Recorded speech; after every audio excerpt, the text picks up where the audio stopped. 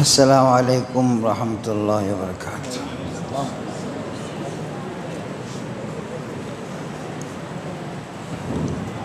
الحمد للہ الذی ہدانا لہذا وما كنا لنہتدی لولا ان ہدانا اللہ، والصلاة والسلام علی سید المرسلین محمد وعلی آلہ واصحابہ اجمعین، اما بعد فاعوذ باللہ من الشیطان الرجیم، بسم اللہ الرحمن الرحیم۔ الذین آتیناہم الکتاب یتلونہ حق تلاوتہ اولئک یؤمنون بہ، صدق اللہ العظیم۔ قال نبینا محمد رسول اللہ صلی اللہ علیہ وسلم، من شفع لہ القرآن یوم القیامۃ نجا، او کما قال علیہ الصلاۃ والسلام۔ بزرگان محترم، سامعین اعظام، مختصر دو چار باتیں کہنے کی اجازت چاہتا ہوں میں، وقت کافی ہو چکا ہے۔ آپ نے اب تک سب علماء کی باتیں سنی، تفصیل سے سنی،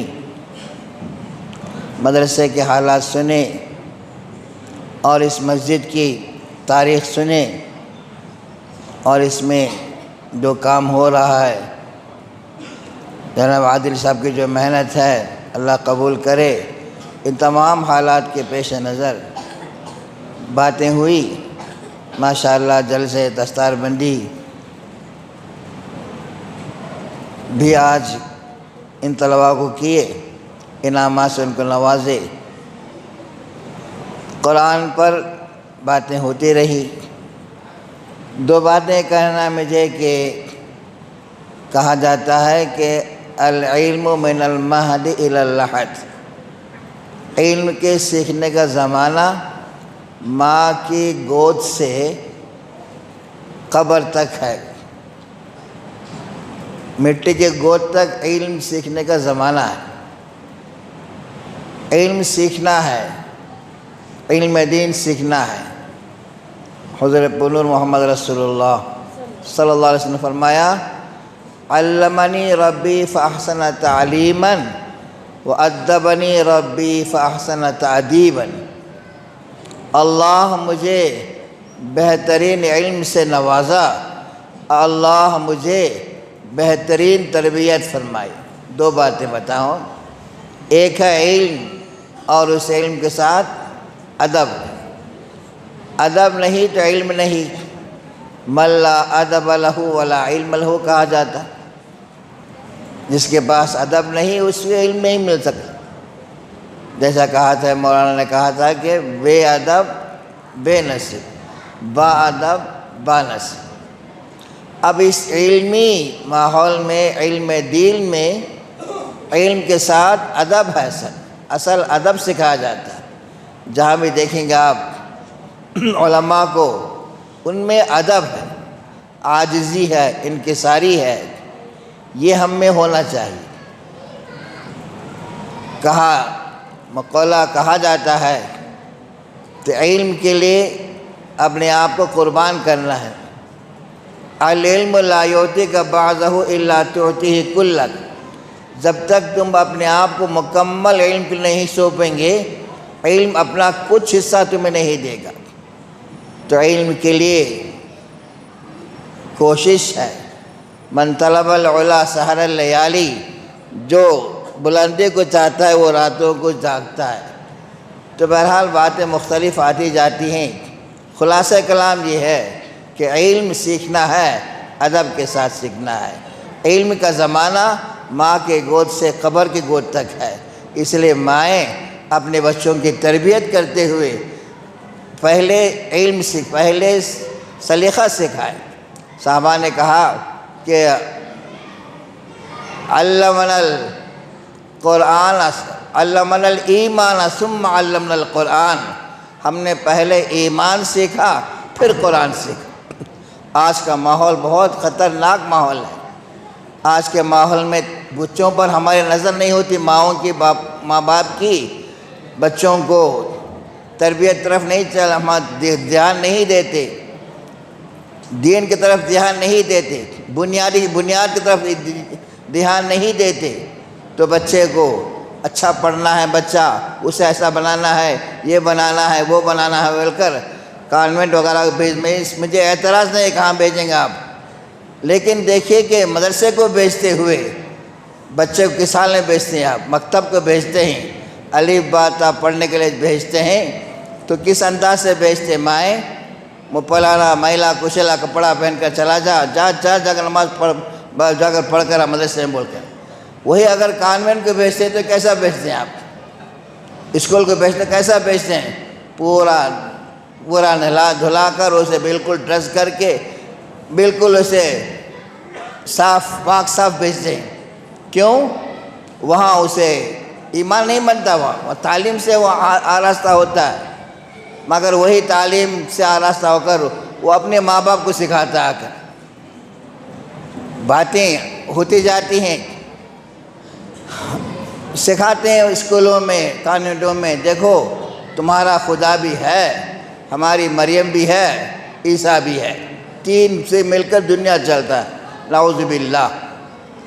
گھڑی کو سمجھا، گھڑی کے تین کانٹے ہیں نا، تین کانٹے کے بغیر گھڑی چلتی نہیں ہے، اس لیے تمہارا خدا بھی ہے، ہماری مریم بھی ہے، اور فاطمہ عیسیٰ بھی ہے، نعوذ باللہ۔ کیا ہو گیا یہ؟ ایمان کہاں رہا ہمارا؟ لا الہ الا اللہ ہمارا ایمان ہے، اللہ کے سوا کوئی معبود نہیں۔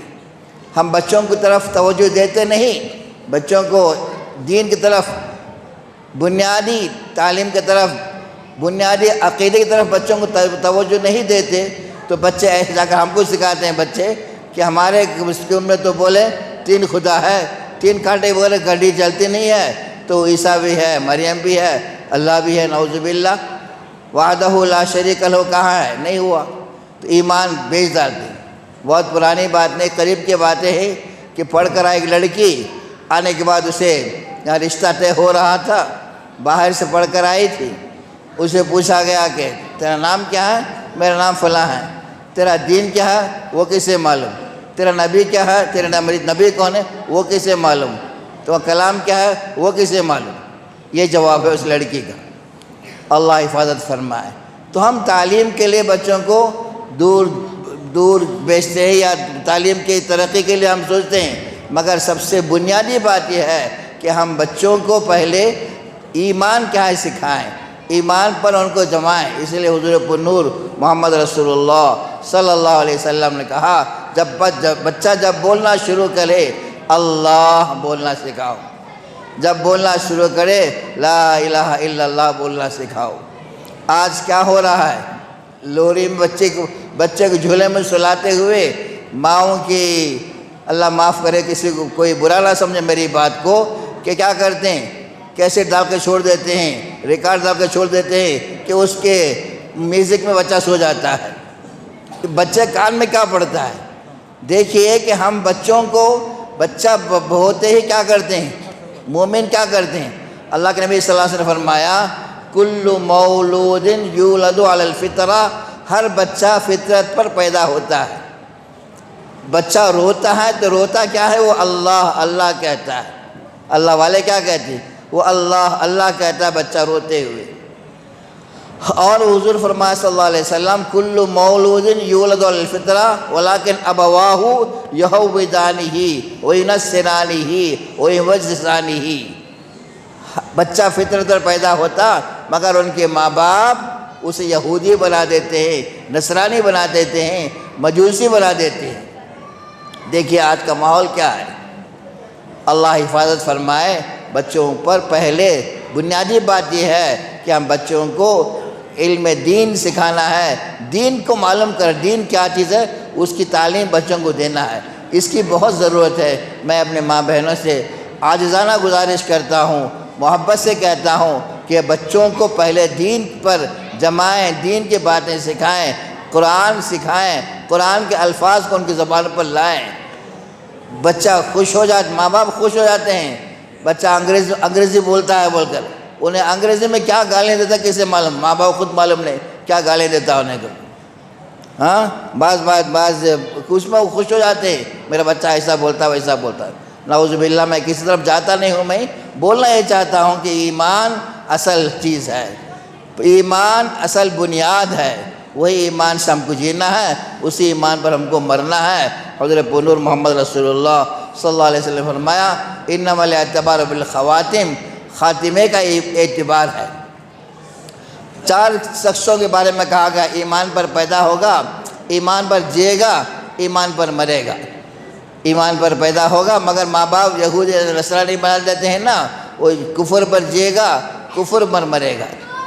ایمان پر پیدا، اسلام پر پیدا ہوگا اور کفر پر جیے گا، ایمان پر مرے گا۔ بڑا خوش نصیب ہے۔ اگر کوئی جاتے جاتے مرتے مرتے لا الہ الا اللہ کہہ دیا تو جنتی بن گیا وہ۔ من قال لا الہ الا اللہ دخل الجنہ، حضور کا حدیث ہے۔ آخری 100 سال گناہ کیا ہے انہیں، وہ جو جاتے جاتے اس کی زبان پر بات آگے لا الہ الا اللہ تو جنتی بن گیا وہ 50-60 سال جیا، اسلام پر جیا، نعوذ باللہ، مرتے مرتے اگر وہ زبان سے کفریہ کلمہ نکل گیا تو کافر ہو کر بنا۔ اسی لیے ہم کو تلقین کی جو ترغیب جو دلائی جاتی ہے، انسان کی آخری حالت ہے تو وہاں اسے کلمہ پڑھو بولنے کی ہم کو اجازت نہیں ہے۔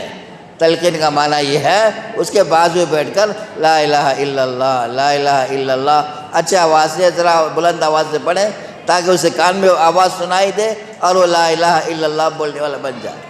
اس لیے کہ آخری نزا کی جو حالت ہوتی ہے اس وقت اسے اتنا یہ ہوتا ہے، اتنی تکلیف ہوتی ہے اسے، اگر ہم کہتے ہیں اسے لا الہ الا اللہ کہہ دے، اگر وہ انکار کر جائے، نہیں کہتا میں بول کر، تو کافر ہو جائے گا، وہ جہنم میں چلا جائے گا۔ بہرحال باتیں لمبی ہو جا رہی ہیں بزرگوں، دوستوں میں بزرگوں اور میری ماں بہنیں، بچوں کو دین کی راستے میں لگائیں، دین کی تربیت دلائیں۔ وہ ماں باپ بہت خوش نصیب ہیں آج اس مجلس میں یہ بچے جو حافظ قرآن ہوئے ہیں، جو قرآن کو اپنے سینے میں لیے ہیں۔ 30 پارہ قرآن کا یاد کرنا آسان نہیں ہے، لیکن اللہ نے کہہ دیا وَلَقَدْ يَسَّرَ الْقُرْآنَ لِلذِّكْرِ فَهَلْ مِن مُّدَّكِرٍ، ہم نے قرآن کو یاد کرنے کے لیے آسان کر دیا ہے کوئی یاد کرنے والا؟ تو اس کے بعد حضور نے فرمایا کہ تعاہد القرآن، قرآن کی حفاظت کرتے رہو۔ میں ان حفاظ طلبہ سے کہتا ہوں، تمام طلبہ سے میں یہ کہنا چاہتا ہوں کہ قرآن مل گیا، اس کی حفاظت ضروری ہے، اس کی حفاظت ضروری ہے۔ تعاہد القرآن حدیث کے الفاظ ہیں، قرآن کو ہمیشہ نگہبانی کرتے رہو، ہمیشہ اسے یاد کرتے رہو، اسے بھلاؤ مت۔ حضور اکرم صلی اللہ علیہ وسلم معراج میں گئے تو ایک سر کچلا جا رہا تھا چٹان سے، پھر وہ کچل کر وہ چٹنی ہو جاتا، پھر اس سر کو جوڑا جاتا، اس پر پھر عذاب دی جاتی ہے۔ حضور نے فرمایا صلی اللہ علیہ وسلم یہ کیا حال ہے جبرائیل، یہ کیا سر کچلا جا رہا چٹان سے، پھر جوڑا جا رہا، پھر کچلا جا رہا، یہ کیا مسئلہ؟ تو بتایا گیا کہ یہ وہ حافظ قرآن ہیں جو قرآن یاد کرے اور بھول گئے، اب کچھ نہیں رہا ان کے پاس، اس لیے ان کو وہ سزا ہوتی ہے۔ سب سے بدتر سزا جو ہے، جہاں حافظ قرآن کے ذریعے سے 10 افراد، خاندان کے 10 افراد کو، جیسا مولانا نے کہا کہ 10 خاندان کو اللہ جنت میں بھیج دے گا، وہی حافظ قرآن اگر قرآن یاد نہیں کیا، قرآن اس پر سے نکل گیا تو اس کے لیے عذاب ہے۔ اس لیے میں تمام حافظ بچوں سے کہنا چاہتا ہوں کہ خوب یاد کریں۔ ہمارے خاندان میں ایک بچی حافظہ بنی، اس کے استاد بھی 50 دور کیے بغیر چھوڑی نہیں بچی کو، 50 دور کرا کر بعد میں بس گھر چھوڑی، اب جا سکتی ہے۔ اللہ اس کے نصیب اچھا رکھا، اس کے شوہر بھی حافظ قرآن ملے۔ قرآن قرآن قرآن قرآن قرآن اصل سے ہماری قرآن ہے، قرآن ہماری بنیاد ہے، قرآن ہمارا ایمان ہے۔ اس لیے بزرگان محترم، مائیں خوب دل میں بٹھا لیں، اپنے بچوں کو زبان پر قرآن کو لگائیں، قرآن کے الفاظ کو رٹائیں، قرآن یاد دلائیں۔ جیسا میں نے کہا، ماں کے گود سے علم شروع ہوتا، قبر گود تک علم کا زمانہ ہے۔ ہمارے بچپن کی بات بولنا چاہتا ہوں، میں 13-14 سال میں پڑھ رہا تھا تو ایک صاحب 60 سال کے ایک صاحب آئے تھے، ریٹائر ہو کر آئے تھے، وہ آ کر ہمارے ساتھ الف با پڑھے، کیا علم کا شوق تھا ان کو۔ بہرحال باتیں لمبی ہو جا رہی ہیں، سب سے دعا کی درخواست ہے ان حافظ قرآن بچوں کو اللہ ان کے قرآن کی حفاظت کرے اور ان کو پڑھتے رہنے کی توفیق عطا فرمائے۔ اور اس مدرسے کے اللہ تعالیٰ قیامت جاری فرمائے اور اسے خوب طریقوں سے نوازے، اس کے معاونین کی اللہ خوب مدد فرمائے، اس کے سرپرستی کرنے والے مولانا عرفان اللہ صاحب ہیں، مولانا نور اللہ صاحب ہیں، اللہ ان تمام کے محنت کو قبول فرمائے اور ان کے ذریعے سے اللہ تعالیٰ اسے اور چمکائے اور دین اور دنیا کے علم پر بخشے۔ اللہ سے دعا ہے کہ اللہ تعالیٰ قبول سے نوازے۔ وآخر دعوانا الحمدللہ رب العالمین۔ نحمده ونصلي على رسوله الكريم اما بعد قال الله تبارك وتعالى في محكم تنزيله اعوذ بالله من الشيطان الرجيم بسم الله الرحمن الرحيم الف لام میم ذلك الكتاب لا ريب فيه هدى للمتقين صدق الله العظيم۔ قال النبي صلى الله عليه وسلم خيركم من تعلم القرآن وعلمه۔ محترم صدر جلسہ، مدرسے کے محترم صاحب اور اساتذہ کرام، علماء کرام، دیگر مہمان خصوصی، حمائدین شہر، حاضرین کرام،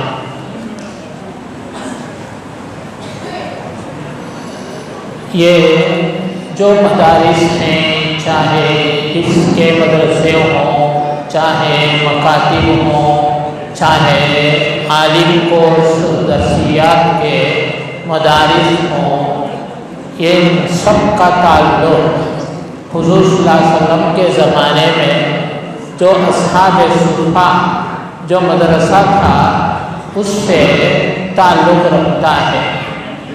بزرگان محترم، ان مدارس میں جو قرآن کی تعلیم دی جاتی ہے یہ کوئی نئی بات نہیں ہے، بلکہ 1400 سال سے آج تک برابر اس قرآن کی تعلیم دی جا رہی ہے۔ بزرگان محترم، قرآن کو روح بھی کہتے ہیں۔ قرآن کو روح اس لیے کہتے ہیں جس طرح روح سے بدن زندہ ہوتے ہیں، دل اس قرآن سے زندہ ہوتے ہیں۔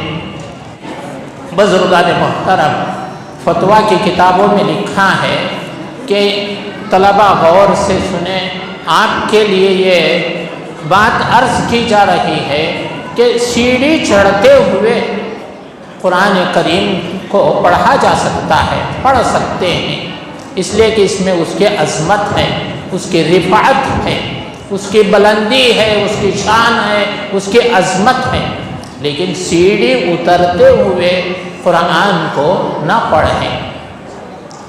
اس میں قرآن کی ذلت ہے اور قرآن کے عظمت کے خلاف ہے، اس لیے سیڑھی اترتے ہوئے کبھی بھی نہ سورہ فاتحہ پڑھیں، نہ کوئی اور کوئی سورت پڑھیں، نہ کوئی قرآن کا کوئی حصہ پڑھیں۔ بزرگان محترم، یہ پڑھنے پڑھانے کا سلسلہ بہت زمانے سے چلا آ رہا ہے، 1400 سال سے چلا آ رہا ہے۔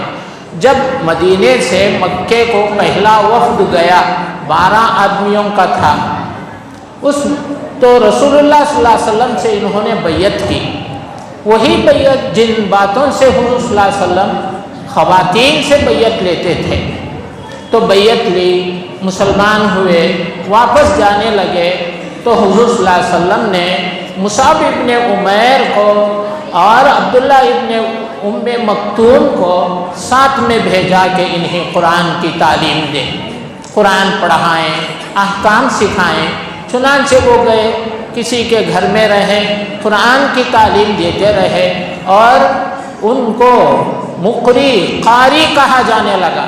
نام سے زیادہ وہ قاری سے مشہور تھے، جیسا کہ ہمارے حضرت قاری صاحب ہیں، نام سے کوئی جانتا نہیں، بہت کم لوگ جانتے ہیں، قاری صاحب سے سب جانتے ہیں۔ آپ کے نام پر، آپ کی صفت آپ پر غالب آ گئی ہے، اسی لیے مصعب ابن عمیر کو مقری کہا جاتا تھا، قاری صاحب کہتے تھے۔ بزرگان محترم، جنگ یمامہ میں 80 قرائے کرام شہید ہوئے۔ حضور صلی اللہ علیہ وسلم کو خبر ملی تو آپ کو بہت تکلیف پہنچی، آپ کو بڑا صدمہ پہنچا اور بہت افسوس ہوا، اور اس جماعت کا نام ہی سریۃ القرہ تھا۔ غزوہ کہتے ہیں جس میں آپ صلی اللہ علیہ وسلم بنفس نفی تشریف لے جائیں، اور جس میں آپ نہ جائیں اس جماعت کو سریہ کہتے ہیں۔ یہ جماعت تھی، قاریوں کی جماعت تھی۔ اتنی بڑی تعداد میں یہ شہید ہو جانا کوئی معمولی بات نہیں ہے، اسی لیے حضور صلی اللہ علیہ وسلم کو بہت افسوس ہوا۔ تو بزرگان محترم، صلح حدیبیہ میں 70 لوگ قیدی ہوئے کفار کے، ان کے چھڑانے کی بات آئی، ان کو ان کے گھروں کو بھیجنے کی بات آئی، تو اللہ تعالیٰ نے فرمایا فَإِمَّا مَنًّا بَعْدُ وَإِمَّا فِدَاءً، یا تو احسان کر کے ان کو چھوڑ دو یا تو فدیہ لے کر چھوڑ دو۔ تو دو باتوں کا اختیار دیا گیا تھا، احسان کر کے چھوڑ دو، معاوضہ لے کر چھوڑ دو۔ چنانچہ معاوضہ لے کر بعضوں کو چھوڑا گیا، جن کے پاس مال تھا انہوں نے مال دیا اور آزادی حاصل کی، جن کے پاس مال نہیں تھا تو ان کے ذمے یہ کیا گیا مسلمانوں کے 10 بچوں کو غور سے سنیے، 10 بچوں کو قرآن شریف پڑھائیں۔ تو کفار بھی اس وقت تعلیم جانتے تھے، لکھنا پڑھنا جانتے تھے، تو مال کو نہیں دیکھا بلکہ کفار کے حوالے کیا کہ ان مسلمان بچوں کو قرآن پڑھنا سکھائیں اور اس کے بعد آزاد ہو جائیں۔ بزرگان محترم، یہ تعلیم کا سلسلہ بہت پرانا 1400 سال سے پہلے کا ہے کہ صفہ مدینے میں رسول اللہ صلی اللہ علیہ وسلم کے ازواج مطہرات کے سامنے ایک چبوترا تھا، اسی چبوترے میں صحابہ کرام حضور صلی اللہ علیہ وسلم سے تعلیم حاصل کرتے، تزکیہ حاصل کرتے، اپنے نفس کی اصلاح حاصل کرتے تھے۔ تو ان کا کوئی مستقل کوئی عمارت نہیں تھی، ان کا کوئی کتب خانہ نہیں تھا، کوئی چھت نہیں تھی، کھلے آسمان کے نیچے یہ مدرسہ تھا، اور کتابوں میں لکھا ہے کم و بیش پڑھتے فارغ ہو کر جاتے 400 فارغ ہوئے، 400 ان لوگوں نے صحابہ نے اس سے تعلیم حاصل کی۔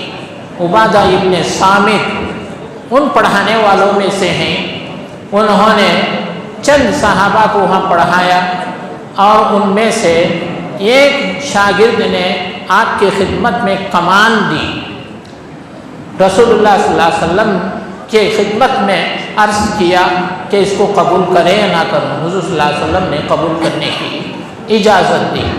تو بزرگان محترم، ان اصحاب صفہ میں سے مشہور یہ صحابی تھے عبداللہ ابن عباس، عبداللہ ابن مسعود، عبداللہ ابن عمر اور سالم، ابو ہریرہ، بلال وغیرہ، یہ سب اصحاب صفہ کے تعلیم یافتہ لوگ تھے۔ تو بزرگان محترم، یہ قرآن کے بہت ہی مؤثر ہے، اس قرآن پڑھنے کے کچھ آداب ہیں۔ ابو بکر رضی اللہ تعالیٰ عنہ جب مسلمان ہوئے اور گھر کے صحن میں ایک مسجد بنا لی، وہاں قرآن کی تلاوت بہت ہی رقت کے ساتھ، بہت ہی آہوزاری کے ساتھ، بہت ہی دل سوزی کے ساتھ پڑھتے تھے، اونچی آواز سے پڑھتے تھے۔ تو جانے والے خواتین اور نوجوان اس سے متاثر ہوتے، دین اسلام کو قبول کرتے۔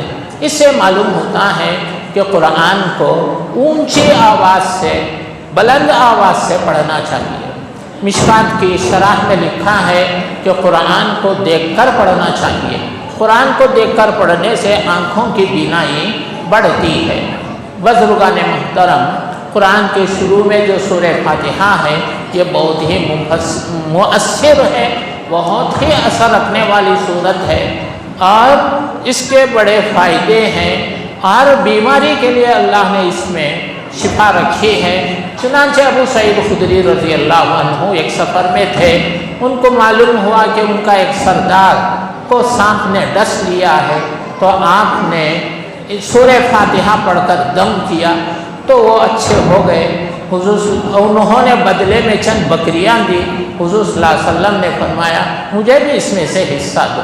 تو اس سے معلوم ہوتا ہے کہ قرآن یہ سورہ فاتحہ بہت ہی مؤثر بھی ہے، اور دم کرنے کے بعد کچھ ہدیہ لینا بھی درست ہے، یہ بات معلوم ہوتی ہے۔ بزرگان محترم، اسی طرح سے رات میں سونے سے پہلے باوضو سوئیں، فرشتہ ساتھ میں ہوتا ہے، سورہ کافرون، سورہ اخلاص، قل ھو اللہ احد، سورہ ناس اور اسی طرح سورہ فلق، یہ پڑھیں اور اس کے بعد آرام کریں تو بہت اچھی سے اچھی نیند آتی ہے، بے خوابی نہیں ہوتی ہے۔ اس کا تجربہ کر کے دیکھیں۔ تو بزرگان محترم، ان چند باتوں کے ساتھ میں اپنی بات کو ختم کرتا ہوں۔ وآخر دعوانا الحمدللہ رب العالمین۔ والصلاة والسلام على سيد المرسلين محمد وآله وأصحابه أجمعين، أما بعد، فأعوذ بالله من الشيطان الرجيم، بسم الله الرحمن الرحيم، قل هل يستوي الذين يعلمون والذين لا يعلمون، إنما يتذكر أولو الألباب، صدق الله العظيم۔ وقال النبي صلى الله عليه وسلم إن الله يرفع بهذا الكتاب أقواما ويضع به آخرين، أو كما قال عليه الصلاة والسلام۔ صدر عالی قدر استاذی و استاذ الاساتذہ و سراج القراء و شیخ القراء حضرت مولانا قاری محمد سراج الدین صاحب رشادی امت فیوزو، استاد قراءت شیخ القراء دارالعلوم سبیل الرشاد حضرت مولانا محمد زکریا صاحب مادری دامت برکاتہم، استاد الاساتذہ و استاذ کبیر دارالعلوم سبیل الرشاد، حضرت مولانا محمد نور اللہ صاحب دامت برکاتہم، امام اور خطیب مسجد عمار بنگلور، اور حضرت مولانا محمد عرفان صاحب رشادی دامت برکاتہم، بانی اور محتمی مدرسہ صفت النور اور محتمی مدرسہ یاسین، الحاج عادل احمد شریف صاحب دامت برکاتہم، تو بہت سارے مساجد کے معمار ہیں اور اس کے بانی، دیگر حضرات علماء کرام، بزرگان محترم خواتین اور عزیز طلباء، آج مدرسہ یاسین کا 5واں جلسہ ہے تقسیم اسناد کا اور جلسہ دستار بندی، اور ابھی آپ حضرات نے دیکھا ماشاءاللہ کہ 5 طلباء نے حفظ قرآن مکمل کیا۔ قرآن مجید کو جو ہم دیکھ کر پڑھتے ہیں اس کے وہ حافظ بن گئے۔ ماں باپ بھی خوش نصیب ہیں، خاندان میں ایک بچے کا حافظ قرآن ہونا کوئی معمولی بات نہیں۔ خاندان کے 10 افراد یا 10 خاندان، 10 گھر، راوی کو شک ہے کہ افراد بتایا یا گھر بتایا، جن کے گناہوں کی وجہ سے جہنم واجب ہو گئی تھی، حافظ قرآن کی سفارش سے خاندان کے اس بچے حافظ قرآن کی سفارش سے اللہ ان سب کی مغفرت کرے۔ پورا خاندان خوش نصیب ہے، ماں باپ بھی خوش نصیب ہیں کہ ہمارا بچہ حافظ قرآن بنا، یہ بہت بڑی سعادت ہے، خوش نصیبی ہے۔ اللہ جل شانہ ماں باپ کو ایک تاج پہنائیں گے قیامت میں حافظ قرآن کی۔ حدیثوں کے اندر موجود ہے کہ ان موتیوں کی روشنی تاج کی سورج سے زیادہ ہوگی۔ حضور پاک صلی اللہ علیہ وسلم نے اور تاکید کے لیے فرمایا، یہ ہزاروں میل دور جو سورج ہے اگر گھر میں آ جائے تو کتنی روشنی ہوگی، اس سے زیادہ ان موتیوں کی روشنی ہوگی۔ ماں باپ خود بھی حیران ہوں گے کہ یہ کس نیک عمل کے بدلے میں یہ اعزاز ہو۔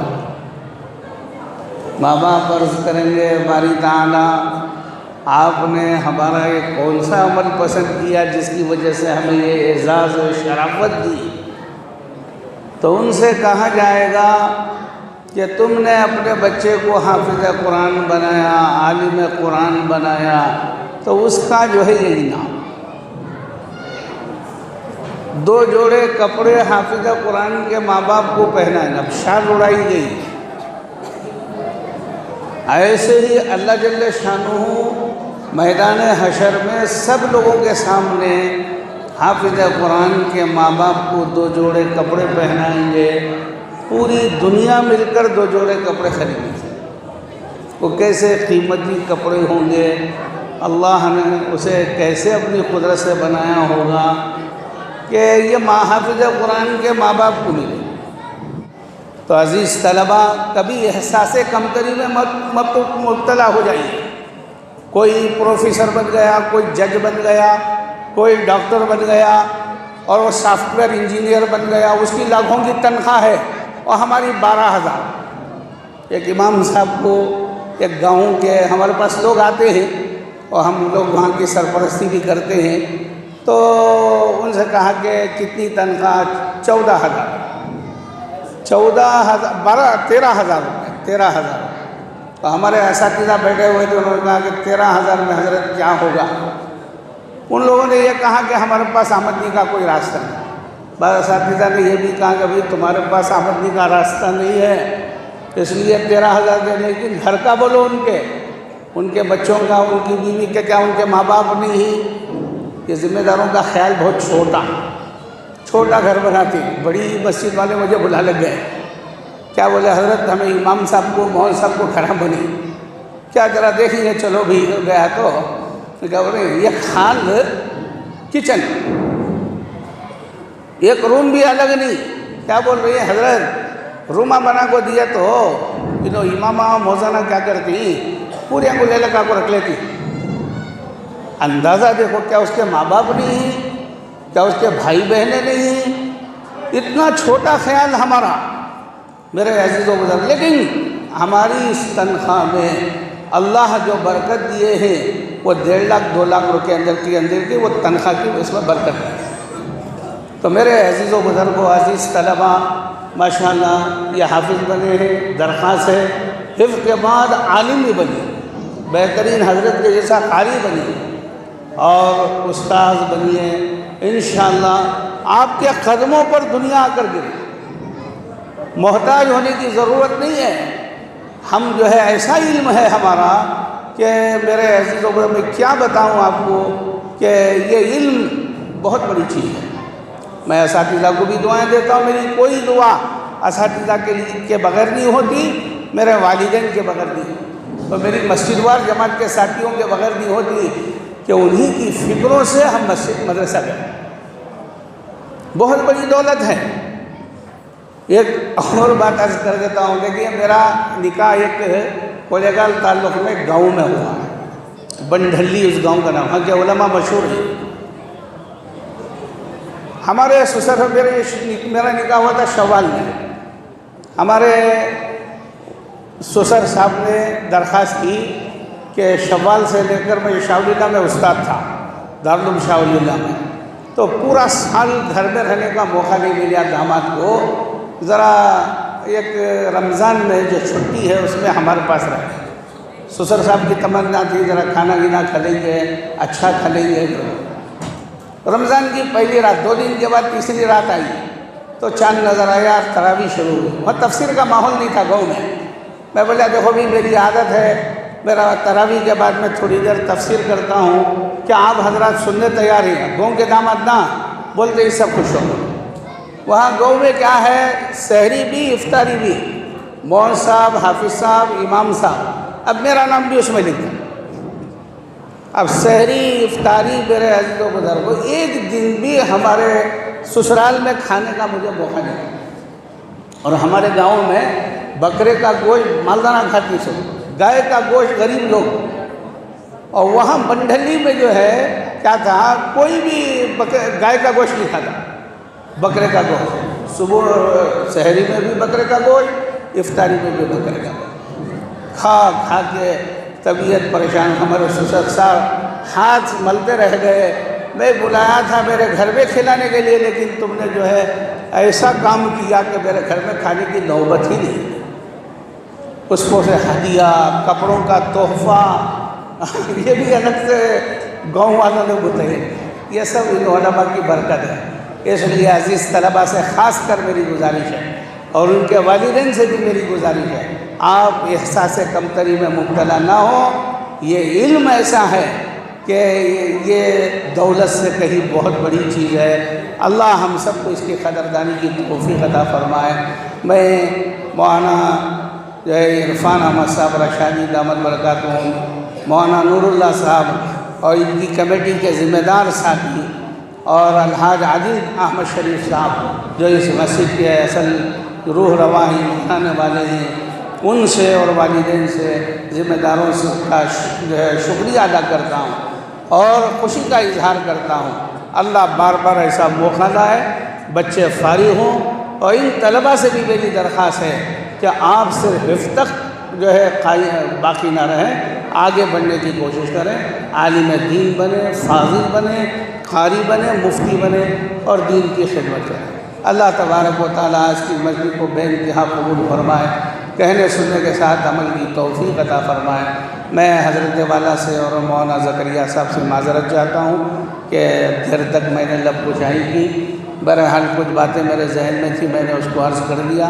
استاد محترم سے گزارش ہے کہ صرف نظر فرمائے، اور آج کی اس مجلس کو اللہ اپنے دربار میں بے انتہا قبول فرمائے۔ جو بھی اس کے لیے خدمت کیے ہیں، اور اللہ تعالیٰ ان کو دونوں جہاں میں اس کا نیک بدل عطا فرمائے۔ عوام سے درخواست ہے جو یہاں رہنے والے ہیں، ان بچوں کا خیال کریں، زیادہ سے زیادہ اس مدرسے کا تعاون کریں، اور ہم بھی جو ہے حافظ قرآن کے بنانے میں شامل ہو جائیں۔ اللہ تبارک و تعالی عمل کی توفیق عطا فرمائے۔ وآخر دعوانا ان الحمد للہ رب العالمین۔